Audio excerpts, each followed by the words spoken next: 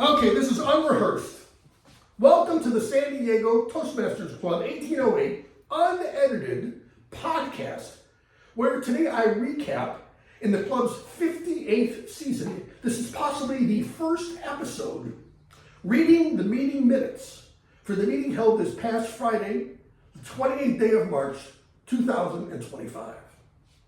I, Ray Leone, your podcast host and club president, had the honor of serving as the Toastmaster for this meeting. As we all placed our hand over our heart, Bob Marcus, I think I recall, led us traditionally, as we always do at every meeting, in the Pledge of Allegiance to our great country. God bless America. Speaking of God, today's invocation was given by Dan McNaughton. He blessed us all. Our officials for the day were then introduced by the Toastmaster to explain their duties. Timer Jack Cohen, with the aid of the club's asshole, Dr. John Castle, Lightbox, went on to illustrate the function of the red, green, red, whatever, lights. And of course, this reminds me that Dr. Castle himself gave a 2-minute presentation on this box he made with his very own hands. And he referenced the asshole light, which, as you can see, is turned off, which means that one of the club members unplugged this box before the start of the meeting. You might all gather together and find out who that was. In the meantime, I'm going to plug the box back in. Yeah.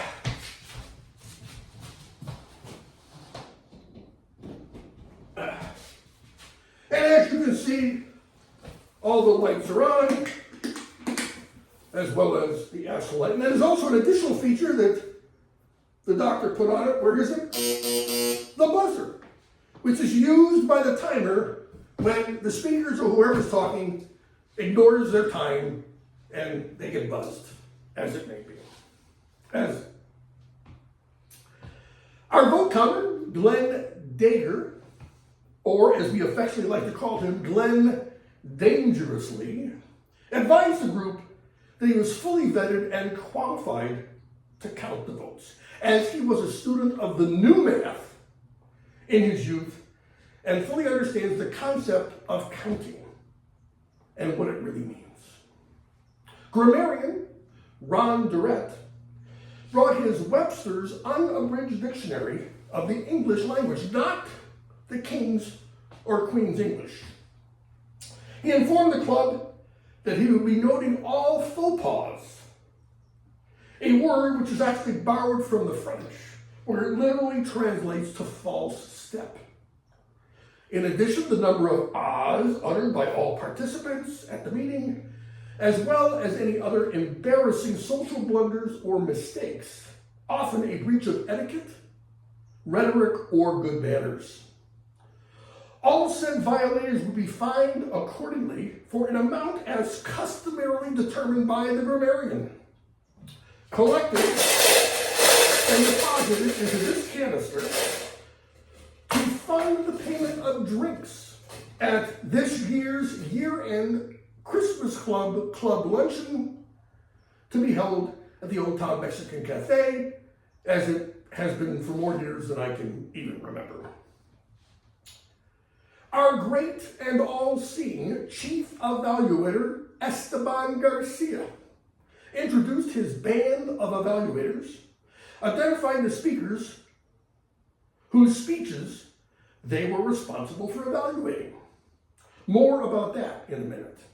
The CE, as he is affectionately called, also is responsible for evaluating the Toastmaster, the meeting in general, and awarding the infamous Dennis Roberts Foot in the Mouth Award to the most deserving and egregious member at the meeting. More about that in a little bit, too. John Woosley, our table topic master, presented on this sheet of paper his rather long-winded table topic, Let me read it to you to make sure I get it right. And I quote, discussion topic, our dependency on technology, benefits and risks. He went on to expand his topic, further informing us that today, March 28th, is the anniversary of the 3 Mile Island accident. A reminder of both the promise and the peril of technology. Modern society depends heavily on technology for energy, communications, healthcare, and transportation. But incidents like 3 Mile Island raises concerns about risks. Technology improved efficiency, safety, and quality of life. Medical achievements save lives, and digital connectivity fosters global communication. Boy, was that a mouthful. Nuclear power, despite risks, provides clean energy with lower emissions than fossil fuels. Our topic this morning is your opinion about, do the benefits of technology outweigh the risks? How can we prevent technological disasters like 3 Mile Island? Should society reduce its dependence on high-risk technologies like nuclear power? My first thought was, what were we, in a humanities class? And we were going to be graded on the curve, of course, given our answers to these questions? But no, the brothers of 1808 picked the topic right up in their usual fashion with their many acute responses. Fusion, SMR, small modular reactors, solar power and windmills, Ethan, desalinization, AI, Bitcoin, GPS, cancer cures, slide rulers. And then on to the responses that make the San Diego Toastmasters Club 1808 the character what it is. Garage doors, openers, and fax machines. How do they work? Tech is great, but people aren't. Advanced tech makes us lazy. iPhone is not life, but the quality of the pictures it shows keeps our hands busy. May you live in interesting times. Esteban was voted our best table topic presenter. I think he mentioned something about quantum computing, which is above my pay grade. Good job, Esteban. Now it's time for the big show. Our first speaker was Joe Weber, a member of the club since 1982, president of the club 4 3/4 times, past Harry Lee Smith Award winner, native San Diego, married to the beautiful Debbie, 2 children, 5 grandchildren, and 1 great-grandchild. A small business in San Diego over the past 25 years by default. Joe's speech was a follow-up to John Woosley's speech a couple of weeks ago, and possibly sharing Dr. Paul Kelly's thoughts presented in his speech last week. The title of Joe's speech, You Lied to Me. A 5 to 7 non-manual speech, Joe again emphasized the importance of the First Amendment to our Constitution and on truth, commitment, and character, as he admonished President Trump for what Joe calls Trump's vindictive executive actions. Our second speaker was David Broom. David, a member of the club since 2016, a past president, told us he is happy to be back with us after a 20-month hiatus due to work and other obligations. He's married to Ivy, and they have 4 children: Madeline, Kyla, Eamon, and John. I hope I got at least two of those names right. Pardon me, David. When he's not traveling for work, he's usually taking his kids to water polo games and streaming the games live on YouTube, on his YouTube channel. He wants us to be sure to like and subscribe. David took a bold step of giving his speech without notes, and he moved to the side of the room opposite the dais and podium. He gave a 5 to 7 non-manual speech about a recent trip he took at the invitation of Wyra to the Magic Castle in LA. His speech was entitled, "The Magical Evening." Wyra has been a dues-paying member of the Magic Castle for a long time. Reminded me of when back in May of 2015, Wyra invited Perry, Dr. Castle, and me to not only the Magic Club, but to the Santa Anita Park racetrack, where I lost all of my money betting on a horse Wyra had in a race. Actually, David's speech was rather magical, as he described some of the magic acts. One he participated in, and gave us a rather interesting story of the building that houses, the history of the building that houses the Magic Castle. Also, David told us about one of the performers, magicians, of Asian ethnicity he thought he recognized. Upon further inquiry with the magician, David realized it turned out that the magician had lived across the street from him in his youth, and he had actually performed his first magic act at one of David's birthday parties. Again. Our last speaker of the day was none other than Jeff Wilbur. In his free time, Jeff likes to cook, garden, and read.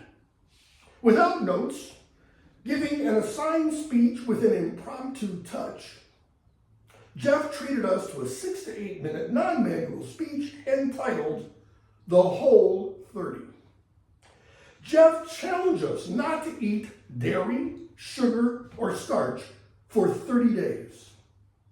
Then eat only vegetables, nuts, and a little fruit. What could go wrong? Best Speaker of the Day was awarded to David Broom. Your Toastmaster was not aware of who the runner-up speaker was. Congratulations to David. Good speech. When the speeches were finished, the timer remarked that all speakers qualified, and votes were then cast to determine the winners. Our chief evaluator introduced the evaluators in order of the speeches. Joe Weber was evaluated by Wyra.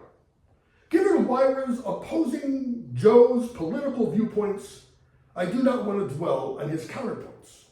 Instead, Richard respectfully critiqued Joe's speaking skills. While he complimented Joe on his professional appearance, he went on to say that unfortunately his speech was spoken in a monotone. He lacked passion, for which, given the topic, was something he could have really sunk his teeth into. David Broom's speech was evaluated by Ethan Payson. David had asked Ethan to focus on his presentation skills. Again, moving to the back of the room to give his speech, Ethan commented that David gave a great presentation. Noting, however, that it appeared that when David got excited during his speech, he picked up the pace of his speech a little bit and talked fast. He should focus a little more on pacing himself. Jeff Wilbur's speech was evaluated by Dr. Bob Marcus. Bob's evaluation reflected more on the content of Jeff's speech rather than his delivery. He said he would have liked to have more information on how the diet works, do you repeat it, and what veggies, nuts, and beets should you eat. Whatever. The speech was delivered by Jeff, always laid back, Southern California dude's manner. Wyra was awarded Best Evaluator. Our grammarian, Ron Durrett, performed his duties, as I mentioned earlier in the podcast, and rightfully collected money from those who ran afoul of our language. Our chief evaluator commented that the Toastmaster did a wonderful job, and the meeting in general was excellent. He then awarded the shoe to Lyra for reasons I do not recall. My only guess is that because it's Lyra. Awards were announced, as I have previously stated, and the meeting was turned over to our great president, me. I thank the Toastmaster, me again, for doing a wonderful job, and then invited our tipster of the meeting, Mike Rowan, to tip us. Mike inquired how many of us have gone on the hometown trolley tour.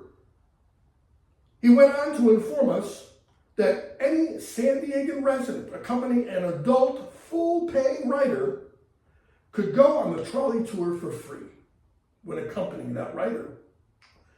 He directed us to the website for more information, hometownpass.com.